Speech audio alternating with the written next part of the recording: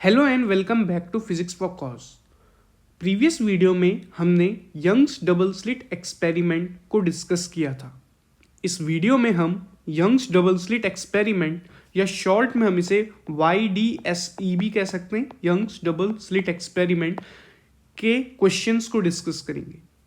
First of all we have assertion and reasoning type question, जहां पर assertion और reason दे रखा है। Let us read the statement of assertion and reason. In a Young's double slit experiment, interference pattern is not observed when two coherent sources are infinitely close towards each other. Let us read the reason as well. The fringe width is proportional to separation between the two sources. Is proportional to the separation between two forces. So, इस particular assertion और इस particular reasoning में हमको क्या देखने के लिए मिलता है, पहले समझ लेते हैं। यंग्स डबल स्लिट एक्सपेरिमेंट होता है तो यहाँ पे coherent sources are infinitely close towards each other अगर रहेगा तो इंटरफेरेंस पैटर्न ऑब्जर्व नहीं होगा। क्या ये बात ट्रू है? Yes, it is 100% true. This is true. Okay, अगर यहाँ पर कोहेरेंट सोर्सेज बहुत इनफाइनाइटली दूर हैं तो इंटरफेरेंस पैटर्न डेवलप होगा ही नहीं। This is true.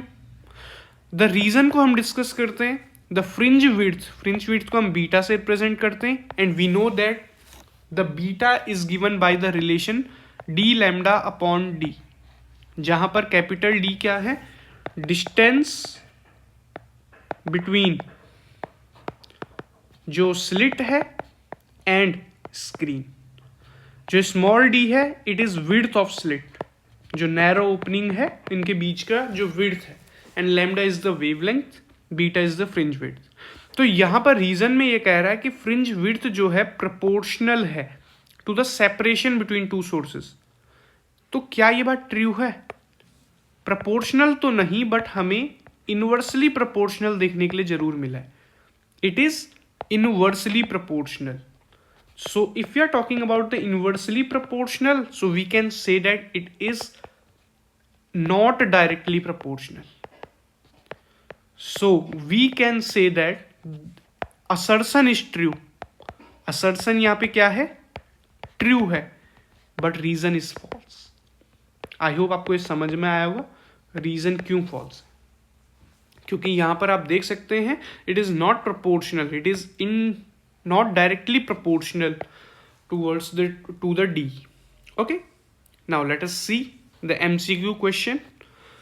In the case of light waves from two coherent sources S1 and S2, coherent sources हम पढ़ चुके हैं and we need to understand it very well, क्योंकि coherent sources अभी हम डिटेल में डिस्कस करेंगे when we will be going to see the conditions for sustained interference. तो यहाँ पर जो कोहेरेंट सोर्सेज रहता है इसका कांस्टेंट फेज डिफरेंस देखने के लिए मिलता है। तो यहाँ पर दो सोर्सेज दे रखे हैं, number one is S1, second one is S2। अगर हमें S1P और S2P इन दोनों के बीच का पाथ डिफरेंस देखना है for the case of constructive interference, तो इनमें से कौन सा ऑप्शन सही होगा?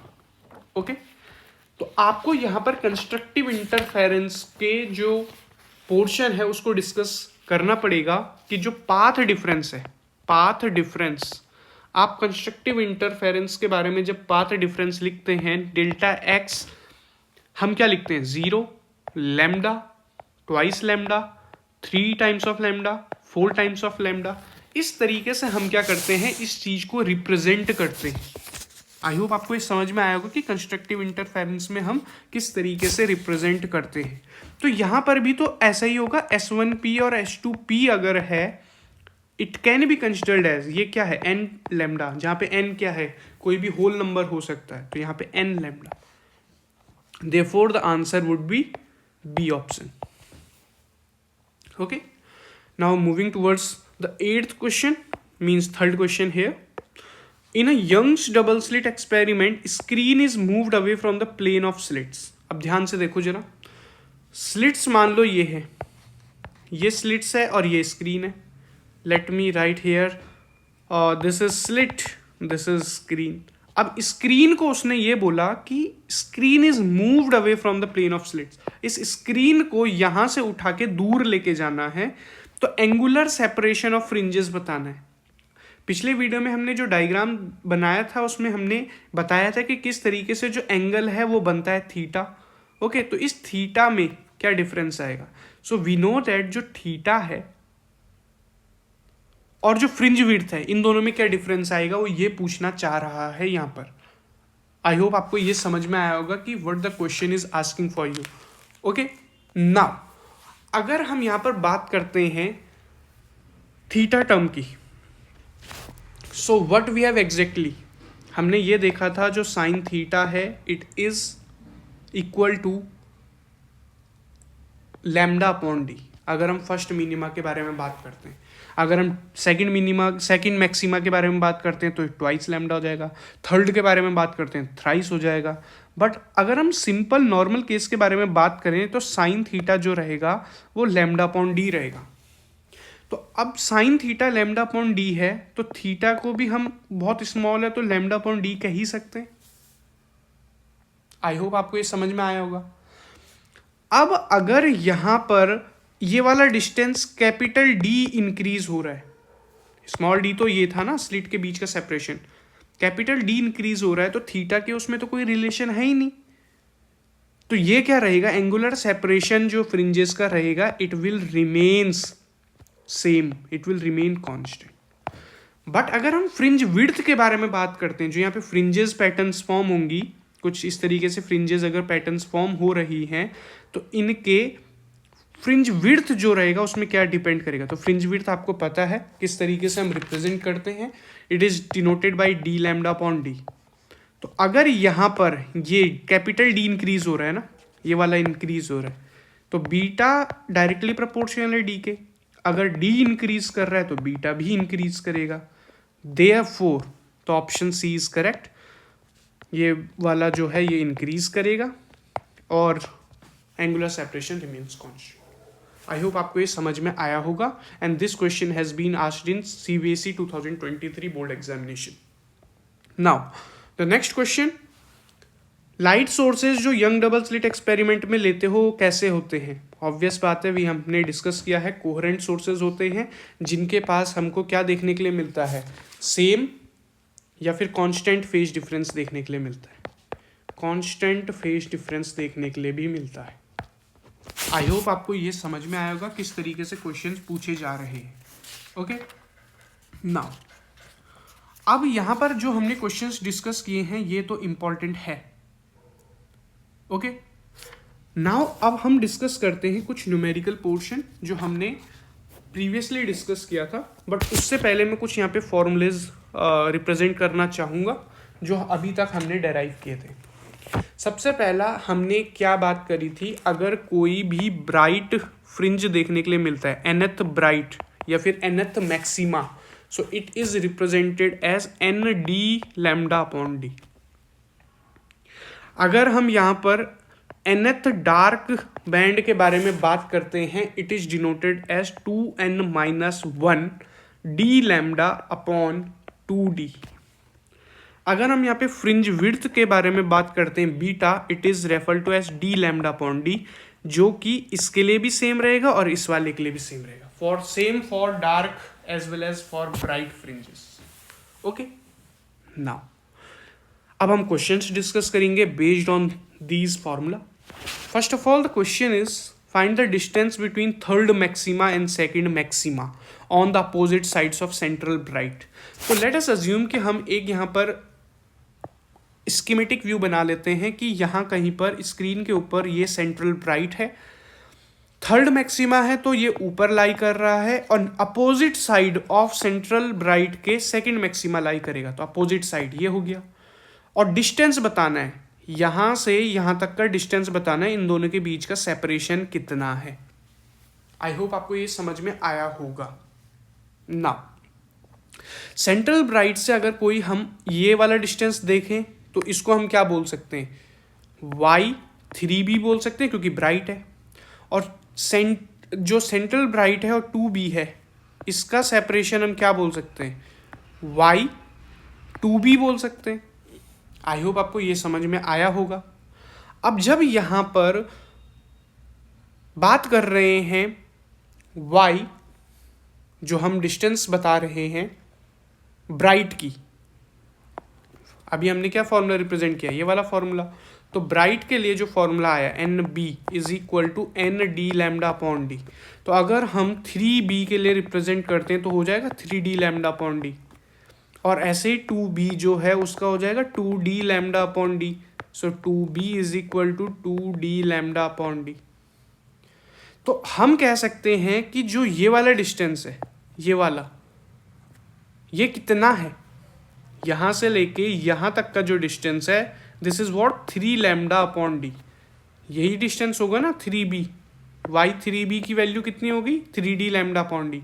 ऐसे ही y 2b की वैल्यू कितनी होगी, वो मैं यहाँ पे लिख देता हूँ 2d लैम्डा अपॉन डी। तो यहाँ से यहाँ तक का distance 2d lambda upon d.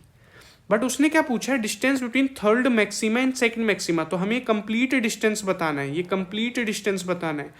तो जब हमें कंप्लीट डिस्टेंस बताना है, यानी कि टोटल डिस्टेंस को अगर हम बात करते हैं बिटवीन y3b एंड y2b, मतलब यहाँ पे अगर हम डिस्टेंस ऑब्वियसली बता रहे हैं तो 3b और 2b के बीच में बता रहे हैं, तो हम क्या बोलेंगे, इन दोनों को ऐड कर लेंगे टोटल डिस्टेंस। तो हमने क्या किया, इसे ऐड कर दिया, तो 5d lambda upon d, this is our answer. यहाँ पर ध्यान से देखो, जो ये टर्म है इन दोनों को सिंपल ऐड ही तो करना है, तो 5d lambda upon d. So this is our answer. I hope आपको ये समझ में आया होगा। ओके ना, अब यहां पर आपको मेंशन कर रखा है d की वैल्यू 1 मीटर है, स्मॉल d की वैल्यू 1 मिलीमीटर है, लैम्डा की वैल्यू 6000 एंगस्ट्रॉम है। तो यहाँ पे अब आप वैल्यू पुटअप करेंगे, जो भी है 5 इंटू कैपिटल डी की वैल्यू 1 मीटर है, ओके, लैम्डा की वैल्यू 6000 एंगस्ट्रॉम है, और नीचे जो डी है वो दैट इज 1 मिलीमीटर। तो सबको मीटर में कन्वर्ट करोगे, obviously you will be convert in terms of metre. तो अगर आप मीटर में कन्वर्ट करते हो तो आपको पता होना चाहिए 1 एंगस्ट्रॉम जो होता है 10⁻⁻10 मीटर होता है। ओके, तो 5 इंटू 1 मीटर इंटू 6000 एंगस्ट्रॉम को 6000 इंटू 10⁻⁻10 मीटर रिप्रेजेंट करो। 1 मिलीमीटर आपको पता है 10⁻⁻3 मीटर होता है, तो 10⁻⁻3 मीटर हुआ। Okay, now 5 into 1 metre into 6000 को अगर आप इससे मल्टीप्लाई करते हो तो 6 इंटू 10⁻⁻7 मीटर आएगा, और नीचे आएगा 10⁻⁻3 मीटर। इस वाले टर्म को ऊपर लेके जाओ and using the laws of exponents, तो ये कितना हो जाएगा, ये प्लस का 3 हो जाएगा। ओके, ये मीटर और मीटर कैंसिल हो गया। आई होप आपको ये समझ में आ रहा होगा। ए की पावर m है, ए की पावर n है, ए की पावर m माइनस n होता है, तो 10⁻⁻7 है, 10⁻⁻3, तो 10⁻⁻7 माइनस 3, तो 10⁻⁻7 and this minus minus will become plus, तो 10⁻⁻4 हो जाएगा। तो 5 into 1 metre into 6 into 10⁻⁻4। Okay, तो 6 5 जा 30 इंटू 10⁻⁻4 मीटर आंसर। मिलीमीटर में एक्सप्रेस करना चाहो as per your wish. Okay, I hope आपको ये समझ में आया होगा किस तरीके से हमने इसको रिप्रेजेंट किया।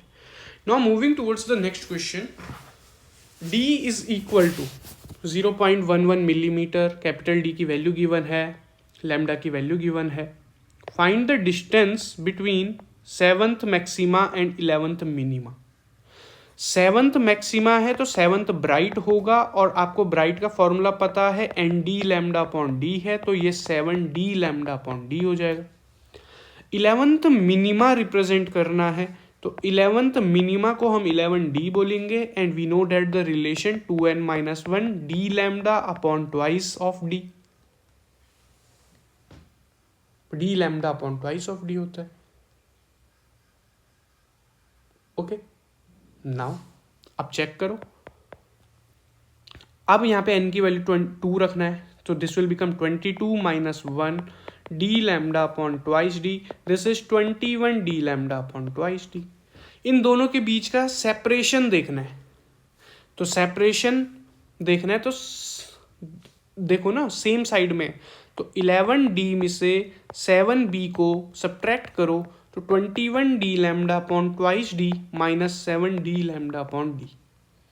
अब सबसे पहले आपका टास्क क्या है, न्यूमरेटर को सेम करना, डिनोमिनेटर को सेम करना. तो इसको भी 2 से मल्टीप्लाई करोगे, इसको भी 2 से मल्टीप्लाई करोगे obviously. So 21d lambda minus this will become 14d lambda. This is 2d. This is 7d lambda upon 2d. So ये आपका रिजल्ट आ गया. अब आपको यहाँ पर वैल्यूज जो रिप्रेजेंट करनी है d की वो मैंशनड है, तो ये वैल्यूज पुटअप करो आप जो वैल्यूज हैं. तो हमें यहाँ पर 7 इंटू डी, कैपिटल D की वैल्यू गिवन है 0.5 मीटर, लैम्डा की वैल्यू गिवन है 5000 angstrom, twice into small D की वैल्यू गिवन है 0.1 मिलीमीटर. तो अब आप इसको सबको मीटर में कन्वर्ट करो. अभी मैंने आपको क्या बताया, 1 एंगस्ट्रॉम 10⁻⁻⁻10 मीटर होता है, और 0.1 मिलीमीटर को अगर हमको रिप्रेजेंट करना तो सबसे पहले 1 मिलीमीटर का ही आना चाहिए हमें. So 1 millimetre is equal to 10⁻³ metre. So this is 7 into 0.5 meter into 5000 into 10⁻⁻10 meter divided by 2 into 0.1 into 10⁻³ metre. I hope आपको ये यूनिट समझ में आई होंगी किस तरीके से मैंने कन्वर्ट किया है. ओके नाउ अब यहाँ पर जो चीज़ें आपने यहाँ पे मेंशन करी हैं, these are very very crucial. तो ध्यान से देखो, ये मीटर और मीटर कैंसिल हुआ. Okay now 7 multiply by 0.5, obviously जो लास्ट में यूनिट लगेगी वो मीटर लगेगी, इनटू मैं इसको 5 इंटू 10⁻⁻7 बोल सकता हूँ, डिवाइडेड बाई 2 इंटू 0.1 को मैं सिंपल 0.2 लिख लेता हूँ, इंटू 10⁻⁻3. अब यहाँ पर है क्या, कुछ नहीं है, जस्ट हमको क्या करना है, इसमें लॉज ऑफ एक्सपोनेंट्स लगाना है. a की पावर m, a की पावर n इज a की पावर m माइनस n. तो 10⁻⁻7 है, 10⁻⁻3 है, 10⁻⁻7 प्लस 3 हो जाएगा, तो 10⁻⁻4 हो जाएगा.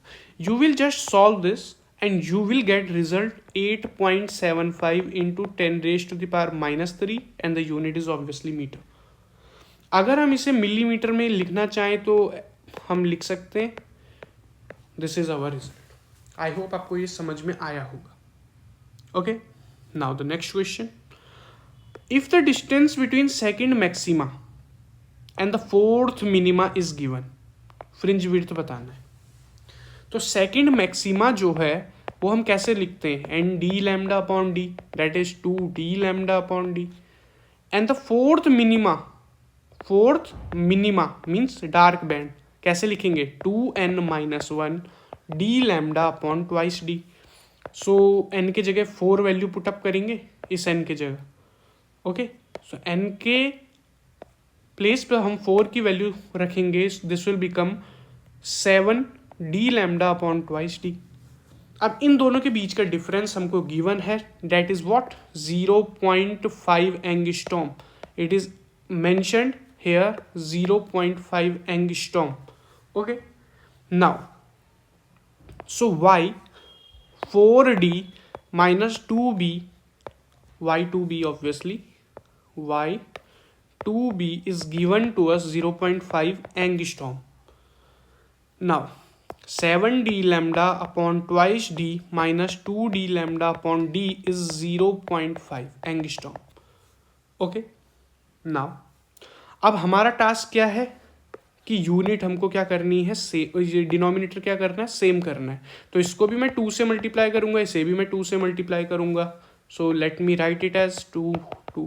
सो this will become 7d lambda minus 4d lambda, okay, upon 2d is equal to 0.5 angstrom. तो ये मेरे पास क्या हो गया, 3d lambda upon 2d is 0.5 angstrom.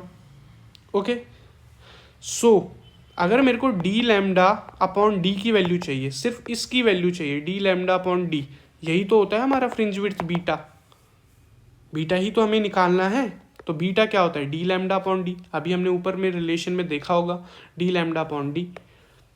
तो ये अगर हमें निकालना है तो 0.5 जो एंगस्ट्रॉम है इसकी मल्टीप्लाई होगी 2/3 के साथ, दिस विल क्रॉस मल्टीप्लाई में जाएगा और ये 3 नीचे लग जाएगा, दैट इज द रिजल्ट। तो बीटा की वैल्यू कितनी हो गई, ये देखो 0.5 एंगस्ट्रॉम की मल्टीप्लाई अगर 2 से साथ हो रही है तो 1 एंगस्ट्रॉम हो जाएगा और नीचे 3 है, तो बीटा की वैल्यू 1/3 एंगस्ट्रॉम यानी कि 0.33 एंगस्ट्रॉम आंसर। या फिर अगर हम इसे मीटर के टर्म में लिखना चाहें तो आपको पता है 1 एंगस्ट्रॉम 10⁻⁻10 मीटर होता है, तो यहाँ पर 0.33 एंगस्ट्रॉम है, it will become 0.33 into 10⁻⁻10 metre, this will be your answer. तो आप एंगस्ट्रॉम में भी रिप्रेजेंट कर सकते हैं and as well as in terms of metre भी आप रिप्रेजेंट कर सकते हैं। आई होप आपको यहाँ पर समझ में आया होगा किस तरीके से हमने ये क्वेश्चंस को अटेम्प्ट किया है, and these questions are very very important. Okay, so आपको इन क्वेश्चंस की प्रैक्टिस करनी है, प्रैक्टिस करने के बाद आपको समझ में आएगा कि हम किस तरीके से कुछ क्वेश्चंस को अटेम्प्ट कर पा रहे हैं। ओके, नाउ अब जितने भी क्वेश्चंस को अभी हमने डिस्कस किया है, ये सारे क्वेश्चंस जो हैं क्रूशियल तो हैं, साथ ही साथ हमें एक कंसेप्ट को बताता है। क्या कंसेप्ट है कि यहाँ पर हम सिर्फ जो बात कर रहे हैं यंग्स डबल स्लिट एक्सपेरिमेंट में, अभी तक हमने बात करी है ओनली अबाउट बैंड्स की, कि बैंड्स कैसा है, ब्राइट है तो मैक्सिमा है, ब्राइट नहीं है तो डार्क या मिनिमा है। Later on we will discuss what about the intensity, हम इंटेंसिटी के बारे में भी बात करेंगे। हम यहाँ पे कितने नंबर ऑफ मैक्सिमाज हैं, कितने नंबर ऑफ मिनिमाज हैं, इनके बारे में भी बात करेंगे। And later we will discuss about the shape of fringes. Okay, so that's all for the today's video. Thank you very much for watching this lecture.